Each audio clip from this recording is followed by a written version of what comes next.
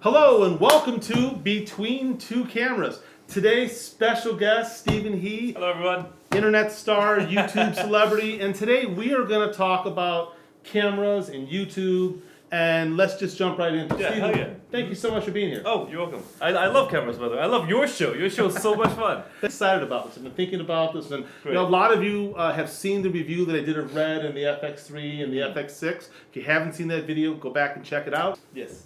5 suggestions that you would give someone to have a successful YouTube video. 5 suggestions. Okay. In no particular order. Suggestion number 1. Study the algorithm. Study other people you like to be like. So for me, that was Caleb City's Legend. That was, of course, Key and Peele. Chappelle's show, amazing. Study all the channels you like to be, and specifically on YouTube, I was a massive fan of Trevor Wallace, Churdley's, RDC World, hilarious RDC World. Yeah, number 1 advice is study, so that you go in having the benefit of all of these techniques of people who are much more experienced than you, and have failed much more times than you. And number 2, I am the CEO of failure, as everybody knows. Perseverance. Perseverance is something that I believe every single successful YouTuber has, right? So it's really about experimenting to see Yeah. what works and accepting failure as a growth process. Absolutely. As you study and as you learn, you will collect knowledge of things that worked. This joke did fantastically. This character did fantastically. I did not at all expect Asian Dad to be a big character, but the people just responded, and then I continued giving the people what they wanted. So do your research and accept failure as part of the learning process. Oh, so much, yeah. Great. That's even worse on the acting side too. You guys know, I've told you guys, I've been rejected over 3,000 times from TV productions and film productions. Cheers. Cheers to that. Thank you. Canon 25 to 105 millimeter. It's delicious. See, next one. Make friends in your field. I'm in the comedy fields. I've made a lot of friends with like Julie Noak. I've done 2 collaborations with her. And I'm dying to do more. I've connected with a lot more people. And as you go up, make friends in your field, and you'll see a lot of people come up together. It's building that team of people that you can rely upon for how do I do this, or can you help me do this? Yeah. That's definitely important. 2 more. 2 more, okay. I'm just sipping a coffee. Let me think about number 4 for a second. While I drink from my... This moment is brought to you by... Not Canon. We couldn't get Canon We to can't, sponsor can't, us. and Espresso's not sponsoring us either, so we're just going to say coffee. Maybe in the future we'll get Canon. Yeah. Okay, so number 4, I think, is to think from a different direction. The direction of how you create content is very important to me. So rather than going from here's what I think is cool, here's what I want to show, I want to tell my story, I work from the opposite point of view. What you want is my job to deliver. And This is what they want. this is what Everybody wants. They want the camera to open. Want the camera to close. Open. We'll do like 8 cuts of The that. 8 cuts of that. Absolutely. Opening and... Well, before you answer the 5th one, Okay. Just exactly how much bubble tea do you drink in a day? Be honest. This is an intervention moment. I'd like to speak to my lawyer, please. Emotional damage. It's having a technical mind, a very, very, very technical mind, so that you're, but because we're on specifically the platform of YouTube, there's such a focus on the algorithm, right? That if you meet successful YouTubers, everyone has a mastery of the algorithm. They know it like the back of their hand.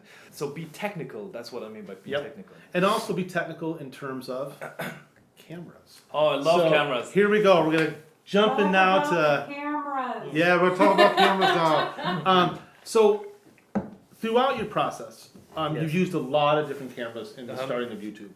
And I'm assuming, like most YouTubers, you started with a phone. Yes, I did start with a phone. It's actually the same phone I still use.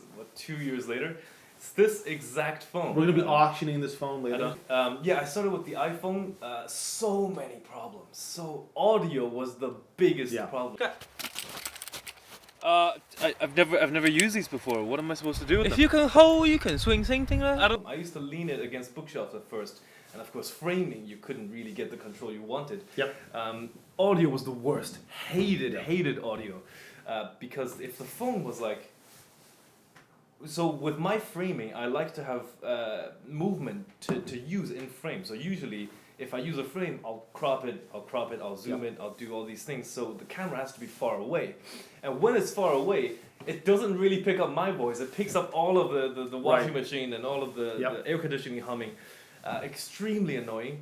Then I bought a mic that attaches onto the phone. So We're actually recording right now. yeah, it's using the the same same one. It's the mic. same one. Yeah. So that had the same problem. Even the audio was improved, but it was still like 10 feet away. And when it's 10 feet away, all of the other noise was making it into the camera.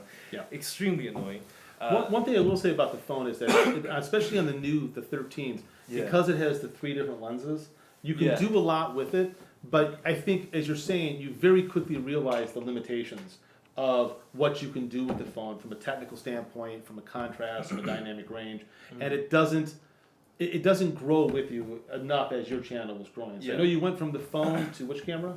From the phone to the A6400, Yep. Sony. Great camera. Massive sponsorship value, right? We're missing out on all these sponsors. I went from the iPhone to the Sony A6400. I remember very distinctly. It was the first time I had earned over $1,000, and the camera cost $1,000. So I kind of put all of it into a camera. I remember I shared this moment with you guys, and I asked you guys to name it, and everyone called it failure. Everyone called it PS failure. And this is around the time too. I think you started working using wireless Rode mics as well. Yes. To increase the audio quality. Oh, that I will promote like endlessly. Is my favorite piece of equipment yet is a Rode wireless. Is it called a field recorder? It's the two little. Yeah, two I little use the same squares. thing for filming. It's Yeah, great. absolutely love it. That solved the problem of distance, because I could Yeah. be like 20 feet away from the camera and the mic wouldn't pick up anything but my voice. So that's a piece of equipment I still use today, even though I've upgraded the cameras like 20 times. Good sound is really important, and too many people don't pay attention to that. But you went from the Sony, which is a great camera, to Oh, what's next after? Oh, another Sony. I went from the Sony to the Sony FX6. And this change was because the Sony camera wasn't capable of doing a lot of the shots that I like to do. Like, for example, dynamic range is how much dark and how much brights it can capture at one time. Oh, hello, you're my new neighbor. You just moving? Yes, we moving in for my son's new job. Oh, good. What job? Neurosurgeon. So you see, if I film with like a bright background, which I often do, whether it's a window or an entire sunlit field, you'll just see me, and the back will just be gone. There's no information whatsoever. You can't see a single detail. And so because I wanted to be able to shoot those shots, I bought another camera that is more capable, which is the FX6. Yep. I found that you've worked with the 3, you've worked with the 6. I found that between the 2, I prefer the 3. Okay. Just because it's so portable, it's so small. We're actually filming today right now with the FX3. Yeah. And a brilliant camera woman, Eve. And it's a really great camera platform to work with because it's so small. Yet, as I said in the first review, they're not available anywhere right now. They're like sold out everywhere. I was trying to buy one for. In fact, the reason I bought a 6 is because I couldn't find a 3 for like 2 months. Yeah. So that's why I bought a 6. But the 2 are great. I'll go into a little bit of technical here. I think they both have the same dynamic range at like. It's within 14 half a stops. stop. Yeah. Yeah. The kind of advantage for me with the 6 is the variable ND. Yeah, built-in it's a nice variable feature. ND. It is a nice feature. I miss it with the RED. The Raptor does not have it, but its bigger brother XL releasing this year. Find it in stores. This is not a sponsored video. RED, we need you to sponsor this video. Yeah, that one will have a built-in ND.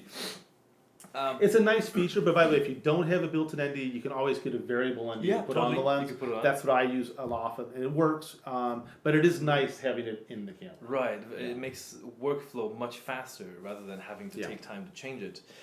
So that jump from the A6400 to the FX6 allowed me to do one quite significant thing, and that's color. I have wanted for a long time to use color as a visual kind of style, and there is the technical element to this because human eyes are just drawn to color more naturally. Yep. And so I am both considering the creative and the technical of I want more click-through rate, I want more retention rate.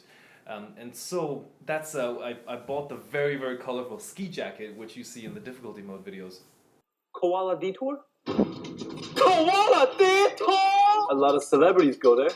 Is that Matt Damon? No, that's his cousin, Carpet Damon. I will send you to Jesus.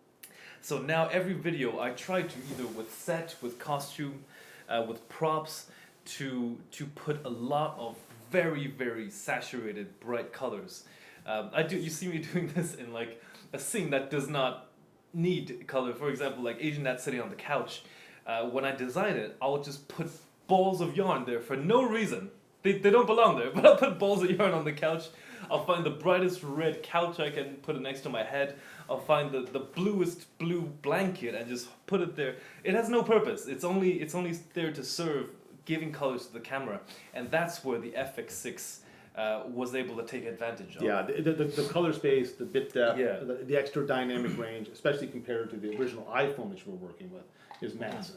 And it definitely gives you a lot more creative control, and the fact that you can choose a lot of different lenses based upon visually what you're looking for. I started learning about lenses recently, and I couldn't believe how much they can add to storytelling. Yeah. Whether it's your focal length or your f-stop, or even just racking focus. Well, we've been talking a lot about like the ideas for what you like in terms of filming. Yeah. And I'm a huge normal lens fan, like a 50, 45 or a 50. And you said that you're also finding that that's a focal length that you really like to work in. Oh yeah, after learning lenses, I kind of realized through these hundreds of videos what I've been naturally doing without knowing. So it's just intuitively, I'll just put the zoom lens at a 50, and I never previously thought about why I did that. And it turns out, after studying my own videos that I shot, I like the visual style. So we're talking about cinematography, we're talking about set design and costume design. Mm-hmm. I like the visual style to be as if the viewer is in the room. So a normal field of view, a normal perspective. Yeah, and this is a lovely coincidence. I have never done over-the-shoulder shot. I've never done it because I have never had another actor to get that shoulder. But coincidentally, that ended up in me placing the audience, just borrow this camera, instead of like having the camera, can you see this? Is it out of frame? It's in frame. Great. Rather than seeing it past my shoulder to my other character, Right. I placed the camera right in between the shot. Right. So a dialogue, which most of my skits are dialogues, it'll be this shot, then this shot, then this shot, then this shot. So Right. Position-wise, that has much more immersive kind of placement to put the audience right here in between us rather than outside. So that's I've come to realize my visual style is that, and so I learned, as you taught me, the focal lengths that are the most natural to the human eye are the 50mm. Yeah. At full frame, is it? At a full frame. Full frame, yeah. Yeah, and also I 50mm. think that the big difference too between working with the zoom and like a prime is that with the zoom you're changing the story. If you're in one place and you go from a 24 to a 50, it's a different feeling. Whereas if you have that 50 or whatever prime lens and you just step a few feet forward or a few feet back, there's a consistency and feel in the filming. It's why I like to use prime lenses primarily. And we've been having that conversation a lot about the best one for the feeling. And I think looking back at videos or looking back at the work you make and figuring out what lens is your favorite lens is a really great thing for any artist to do. Totally, and start saying, why do I like this lens? And sort of thinking about it and what that particular focal length tells in terms of the way it shares and shapes the story. So, RED. Okay. Then... Oh, that was the next upgrade. Yes. To RED. There's 8K worth of video here. It's a bigger camera for sure. It's a much bigger camera. I've worked with it, you've worked with it, and it's a whole different type of filmmaking as far as I'm concerned. Yes, it is, and this is a funny thing that you guys should expect because it caught me off guard and it cost a lot of money. Is every time you step up a league, all of a sudden nothing works. Right. So when I went from the A6400 to the FX6, all of a sudden my I don't have an editor, my editing software, DaVinci Resolve, couldn't edit the footage because it was in MXF. And all of a sudden you need faster cards. Yeah, you need faster cards to read it. And what other problems? Lots of problems arise. We needed a faster computer, we needed more data storage. I had to get a brand new computer because all of a sudden I'm going from editing 20 gigabytes to 500 gigabytes. Right. And my computer kept crashing. And on a camera like this in 8K? Oh my god, a lot more. Yeah, first of all, 8K was half an hour for a terabyte. Yeah. Ridiculous. And other problems, again, when I came here, everything just stopped working again. My computer was struggling to handle 1 terabyte on time. It was dying. Focus became, it was the first time ever I had to even think about focus. That's one thing, you gotta give it to Sony. Their focus tracking best, is the best. It's amazing. But once you get into understanding the lenses and focus, pulling the focus is just such a... Yeah. It's more nuanced. For me, that has become a big problem because I usually don't have a camera operator. In fact, it's been a couple of videos. Oh no, I did have it for you. You shot the slow-mo for me. But yeah, I shoot most of the times alone. And because autofocus doesn't exist when you get into the cinema league with RE, with RED. Or if it does, it's not that great. Oh yes, RED has autofocus. Yeah, but it's slow. And if you put a cinema lens on, it's not going to be able to autofocus. So I've had to make the sacrifice of closing my f-stop down to give me a more depth of field and lock the focus. Yep. And then it limits my performance because I can't step back 3 steps. He's got to be able to film within that depth of field range. Yeah. You know, you can go 2 feet forward, 1 foot back, and that's right. it. Whereas previously with the FX6, I can run from right there to right there. Bonus. Ask your failure to get you a tool, but be so vague, it's impossible. Steven, go get the screwdriver over there. Okay. Which one? The one in the box. I know, but which one? The one that turns the screws. I know, but which? The one with the handle. They all have handles. That right there is emotional damage. But let's talk about the color palette that you're getting. I mean, that was to me one of the coolest things. Is the color coming out of the RED is it's a much bigger sensor. B, you know, it's a higher resolution sensor. I've noticed that the color palette is more gentle. You've got more transition of color, kind of like going from 35mm film to medium format film. You've got so much more information to work with. I found the same thing was true with this camera. I also found the interface on this camera was easier. By far. We were trying to set up the Sony FX3 to film this, and we're on like the 9th menu, and I'm like, I can't find the format button. Where is it at? You know, this is very direct interface on the side. Yeah, RED did a good job. The menu's significantly easier. The color, I've been able to pull very, very bright and naturally saturated colors. With the 17 stop dynamic range. 17, yes. Which is huge. That's great. With colors, I've noticed this is an even bigger step up from the FX6 because I could pull more without it seeming oversaturated. And no one wants to see an oversaturated image. Well, the highlights seem to roll a little nicer. The shadow tonality is really great. Yeah, and there is just more highlights because the FX6 would have blown out outside of the window, but this can capture. We've done side by side, and this definitely has a bigger range for that. There's one massive advantage of this I have to speak about, the 8K. Yeah. No doubt, because when I look at any of my videos, my frame is never still. Ideally, if I had the budget, I would like to move the camera instead, but I don't have that resources. Like a dolly or something. Yeah, I don't have the resources, so I must digitally move the frame in post. So that means cropping it massively. So having the 8K allows me to crop it to 50%. I think that's how the math works. Yeah, it's huge. It's a huge crop factor that you can do. Or if you're going to make a vertical video for like a short or for a TikTok, you've still got have that the 4K 8K in the middle. Yeah. So having a 50% crop and still being able to keep 4K, that was a massive advantage. Previously, I would, like for one frame, if I cropped in half, we would be at 1080p. And that's not even enough most of the time. If I crop in like 80%, the resolution's just gone. So and you would notice it being a little softer, a little more noisier. So the extra resolution's really enabling you to create videos in a different way. I'd imagine for a lot of YouTubers that would help. For film, because they can just move the camera, they don't need to crop in 50%. But yeah, for someone like me, without the infrastructure, the resources to move the camera, this is a great solution for me. Yeah, and I think that I think of all the camera systems, the FX3 is probably the best run and gun system that I've seen. So like a single person can sit down and really film with pretty easily. Extremely powerful. It's extremely powerful system. This to me is that whole next level where you're really going for more of a cinematic quality, and you want to have a lot more creative control in editing. Yeah. So Stephen, one last question. Okay. What's the one bit of advice that you would give any person out there right now starting on YouTube? I'd say proactivity. Proactivity. That is. I learned it from Stephen Covey's book, 7 Habits of Highly Effective People, and in my honest opinion, that is the most helpful trait I have obtained. And proactivity is basically not working in things you have no power over and working in things you do have power over. I know that's a bit confusing. I'll make an example. In the beginning, I did not have the power to get 1 million eyes on my video. I couldn't. I didn't have the reach, the influence. I didn't have anything.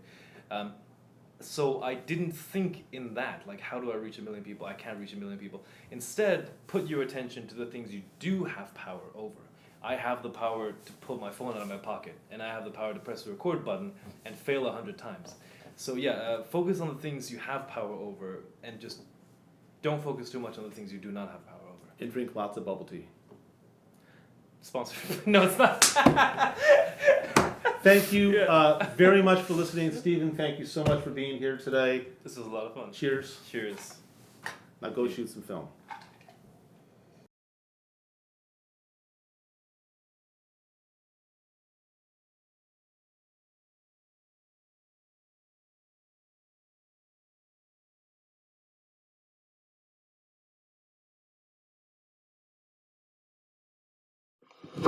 Emotional, damn it!